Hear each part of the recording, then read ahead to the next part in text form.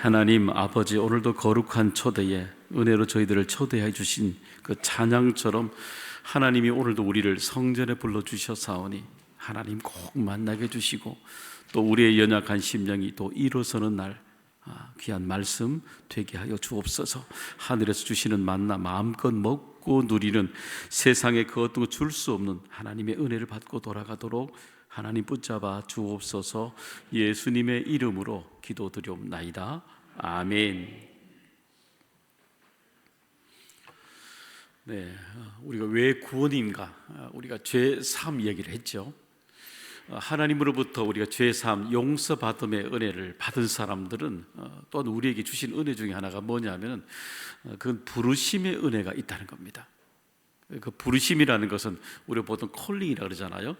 소명이라 그러기도 하죠. 하나님이 나를 이곳에 부르셨다는 확신입니다.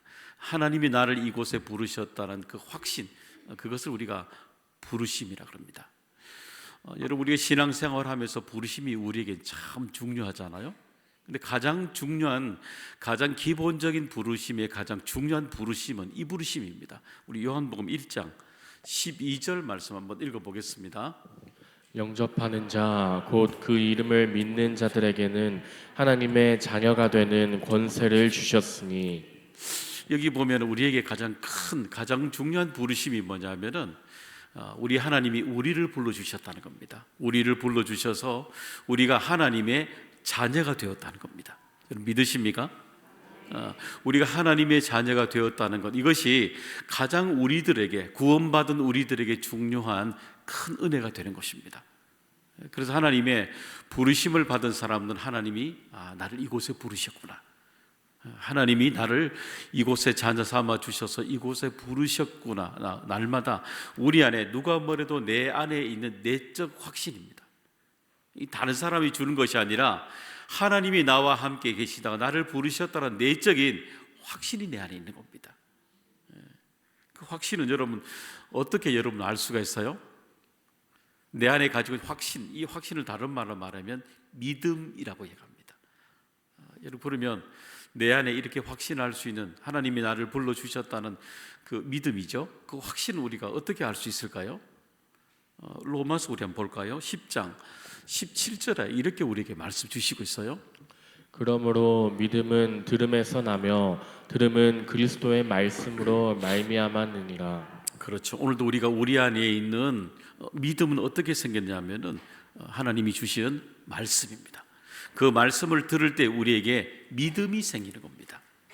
여러분, 그래서 우리는 하나님을 만날 때도 말씀을 통해서 믿음이 생기고, 또 여러분 신앙생활 하면서도 계속해서 우리가 믿음이 약해질 때도 어떻게 해야 돼요? 말씀을 들어야 되는 겁니다. 말씀을 들어야만이 믿음이 생기고 믿음이 돌아오는 겁니다. 믿음이 회복되는 겁니다. 그렇기 때문에 우리가 들음을 통해서 우리가 믿음이 생기듯이 우리의 삶에 끊임없이 하나님이 불러주신 부르심에 하나님 나를 불러주셨을까? 내 신앙생활 하면서도 내가 어지러우고 지칠 때에도 하나님 나를 정말 사랑하실까? 여러분, 그때마다 하나님의 부르심을 확인하는 방법은 하나님의 말씀을 들을 때입니다. 들을 때에 하나님이 나를 불러주셨구나, 그런 은혜를 붙잡고 살아가게 되는 겁니다. 여러분, 그러면 하나님이 우리를, 이 부르심, 하나님이 그럼 왜 우리를 부르셨을까요? 이유가 있습니다. 그건 뭐냐면 우리들의 길이 아닌 하나님의 길을 걸어가라고 우리를 부르시는 겁니다. 여러분, 그 길이라는 어원을 한번 찾아보게 되면요, 이 길이라는 어원은 의외로 길들이다 뜻입니다. 그러니까 누구나 사람들이 걸어가는 우리 모두의 길들은 낯선 길이죠. 그래서 우리 걸어가면서 그 길이 익숙해지고 길이 되어가는 겁니다. 여러분, 한번 시대 흐름을 한번 보세요. 이 길들을 한번 보세요.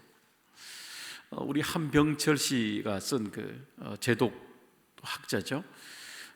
투명사회라는 책에 보게 되면은 이 시대에 흘러가고 있는 수많은 흐름들의 이야기들을 주제별로 다뤄내고 있습니다.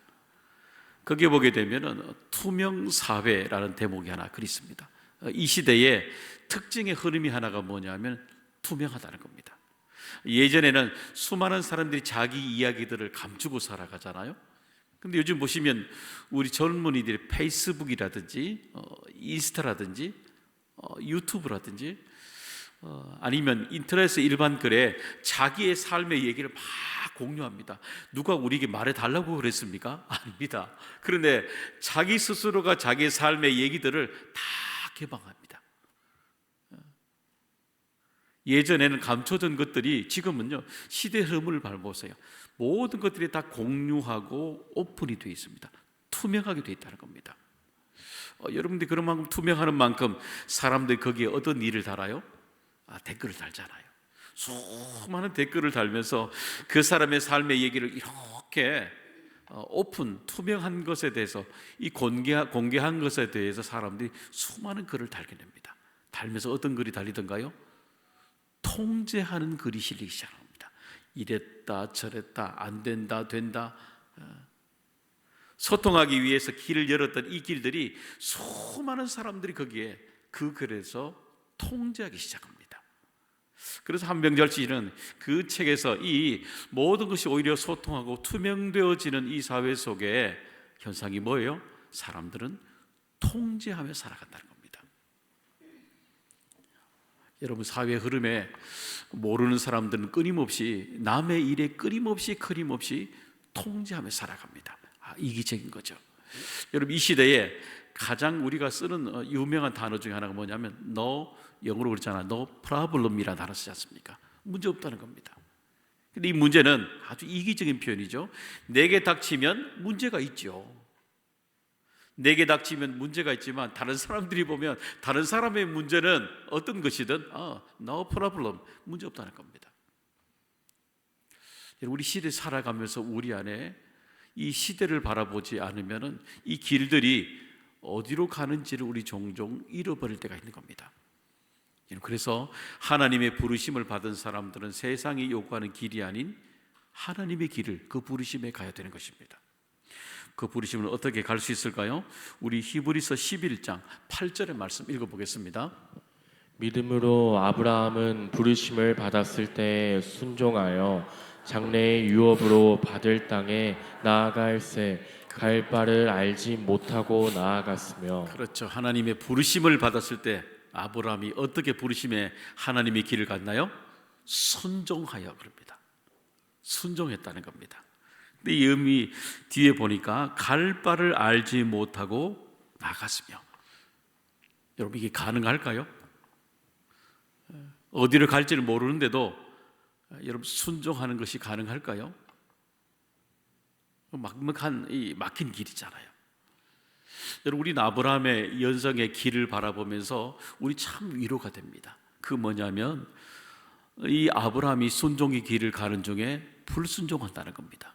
우리에게 참 위로가 됩니다. 만약에 여러분, 아브라함이 모든 일들을 다 순종해서 정말 모든 하는 일들마다 다 잘했다면 우리에게는 이 아브라함은 우리에게 매력적이지 않습니다. 보세요. 갈 바를 알지 못하기 때문에 믿음의 부름을 받은 사람들도 아브라함처럼 때로는 어디로 갈지를 몰라 하나님의 길이 아닌 자기가 원하는 길로도 살아간다는 겁니다. 참 우리에게 매력적이죠. 그런데 성경은 우리에게 또 다른 것을 우리에게 보여주고 있습니다. 그 뭐냐면 아브라함이 믿음의 부르심을 받고 순종했지만 결국 자기 일을 간 흔적들이 있잖아요. 그런데 성경에는 그 자기가 갔던 그 길에서 하나님의 길로 다시 돌아오는 그 흔적들도 그대로 기록해 두고 있다는 겁니다.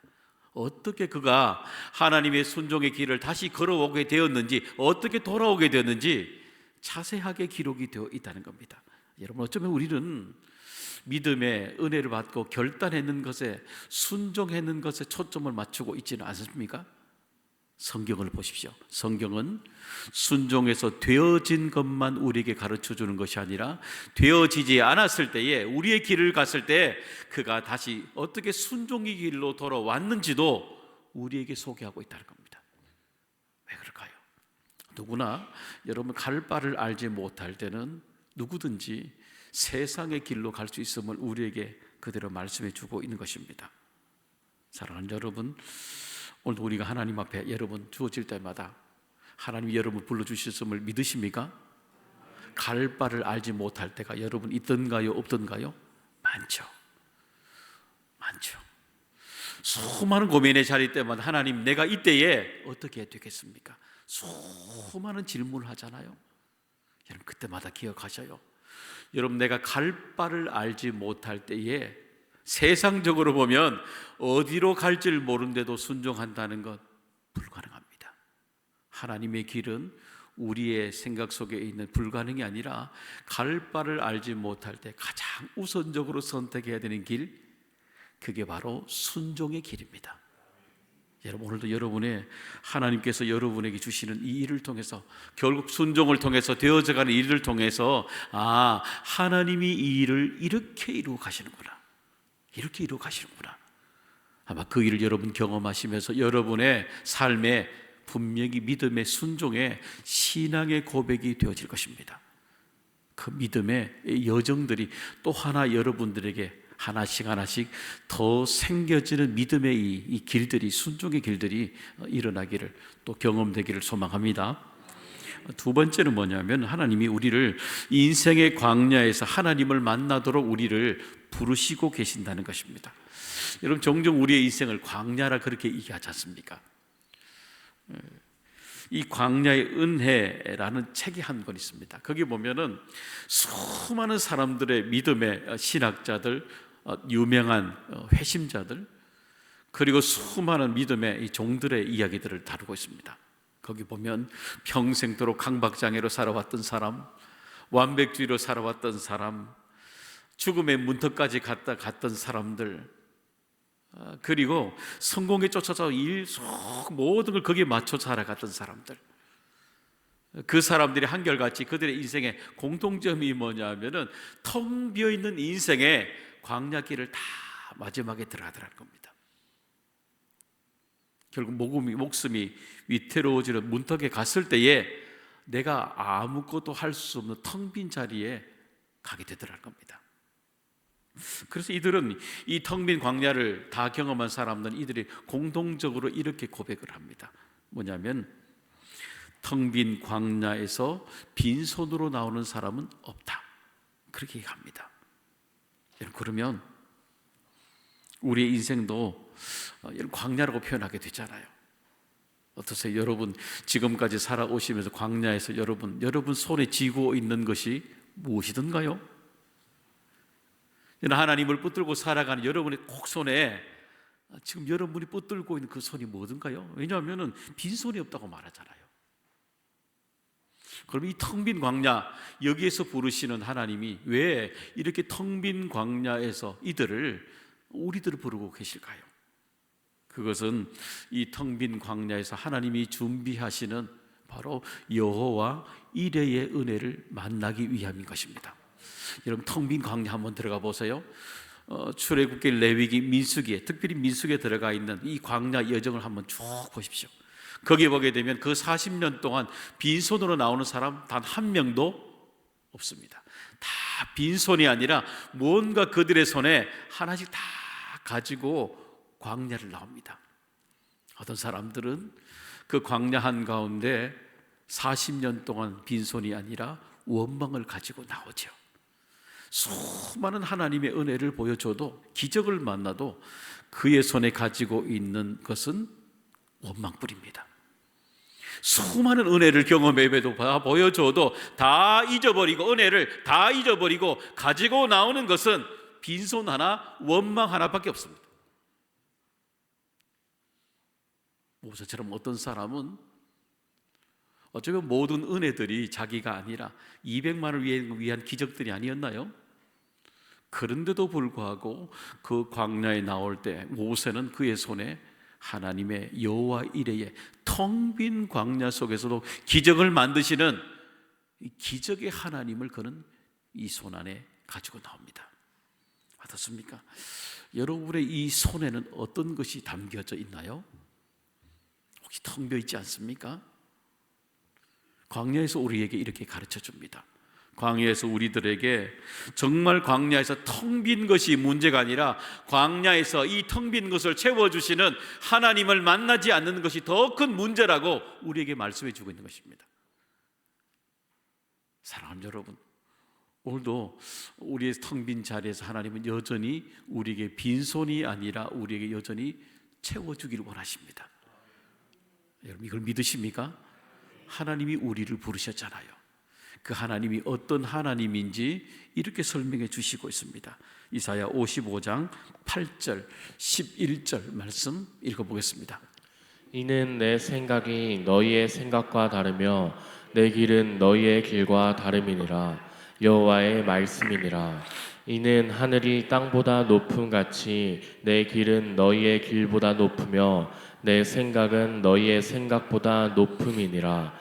이는 비와 눈이 하늘로부터 내려서 그리로 되돌아가지 아니하고 땅을 적셔서 소출이 나게 하며 싹이 나게 하여 파종하는 자에게는 종자를 주며 먹는 자에게는 양식을 줌과 같이 내 입에서 나가는 말도 이와 같이 헛되이 내게로 되돌아오지 아니하고 나의 기뻐하는 뜻을 이루며 내가 보낸 일의 형통함이니라.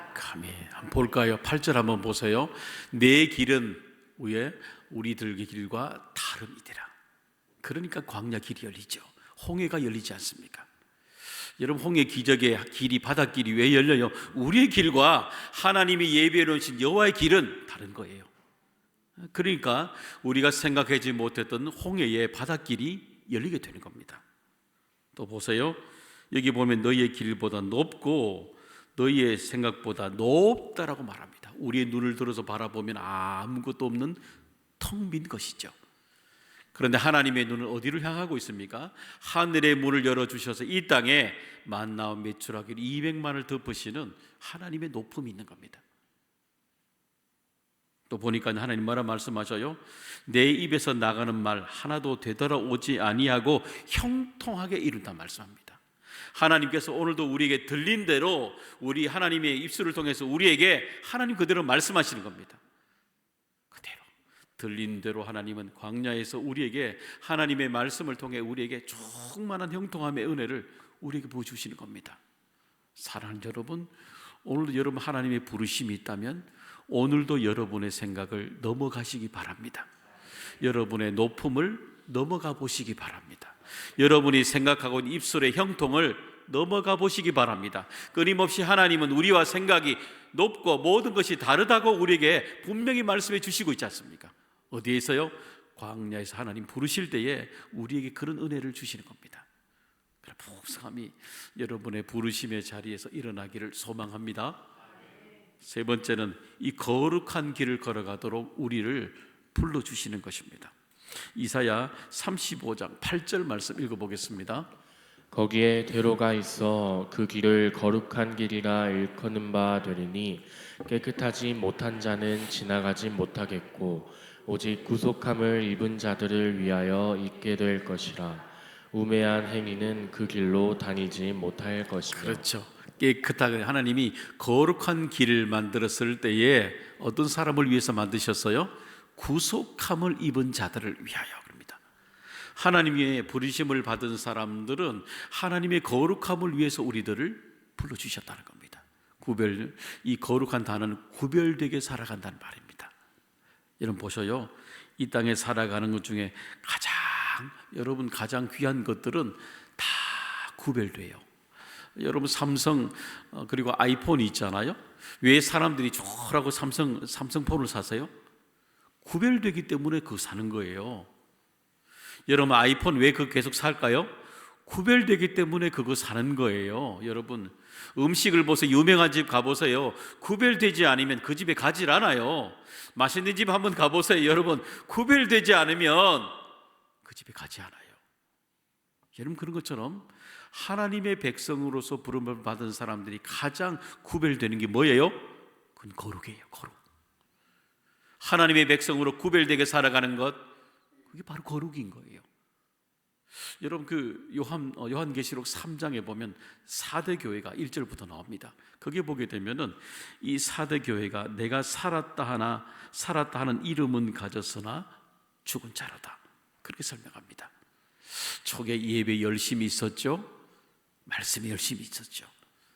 교제 열심히 있었죠.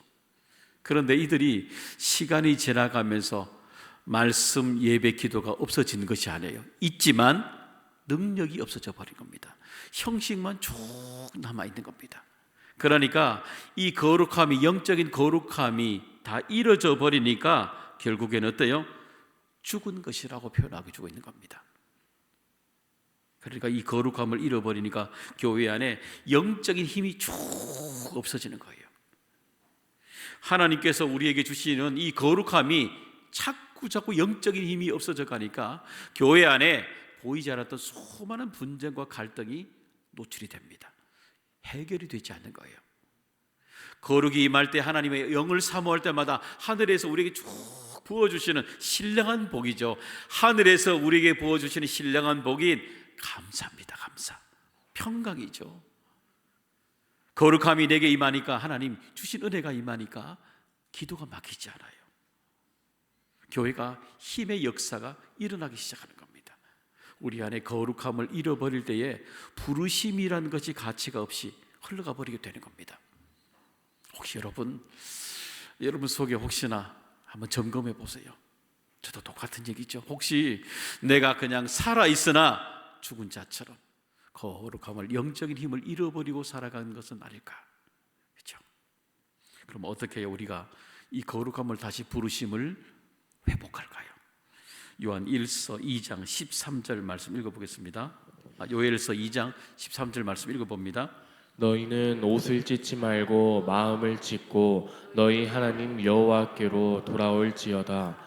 그는 은혜로우시며 자비로우시며 노하기를 더디하시며 이내가 크시사 뜻을 돌이켜 재앙을 내리지 아니하시나니. 단순합니다. 돌이키는 겁니다. 다시 하나님의 부르심을 새롭게 듣는 것입니다. 하나님의 부르심을 듣고 결단하고 다시 옷을 찢고 결단하고 하나님 앞에 다시 서는 것입니다. 그럴 때에 우리 안에 잃어버린 여러분 거룩함이 구별됨입니다.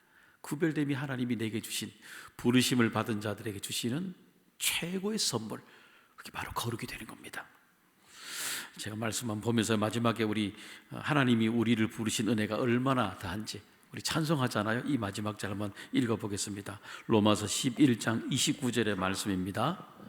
하나님의 은사와 부르심에는 후회하심이 없느니라. 그렇죠. 여러분, 하나님이 우리를 부르시면은 후회하심이 없다 말씀합니다. 그 이유가 왜 그럴까요? 우리 죄 가운데 살아가는 우리들, 멸망할 수밖에 없는 우리들을 십자가의 보혈로, 최고의 십자가의 보혈을 통해서 우리를 죄값으로, 피값으로 구원해 주신 하나님의 은혜는 어떤 것으로도 비교할 수 없기 때문입니다. 대체할 수가 없어요. 그렇기 때문에 하나님의 부르심에는 후회하심이 없는 것입니다. 사랑하는 여러분, 오늘도 우리의 삶의 자리에 하나님이 우리 모두를 부르셨음을 믿으십니까? 그 부르심을 받은 우리들은 여전히 하나님의 부르심을 받은 자리대로 그 길을 걸어가야 되고, 광야에서도 여전히 하나님의 방법을 만나야 되고, 거룩함으로 하나님의 백성으로 살아가는 삶을 살아가게 되는 겁니다. 그런 은혜가 우리 모두에게 풍성히 있기를 주님의 이름으로 축복합니다. 하나님 아버지, 오늘도 우리에게 은혜 주셨고 부르셨사오니 이 부르심을 따라 살아가는 우리 모두가 후회함이 없는 걸음 걸어가게 하여 주옵소서. 예수님의 이름으로 기도드리옵나이다. 아멘.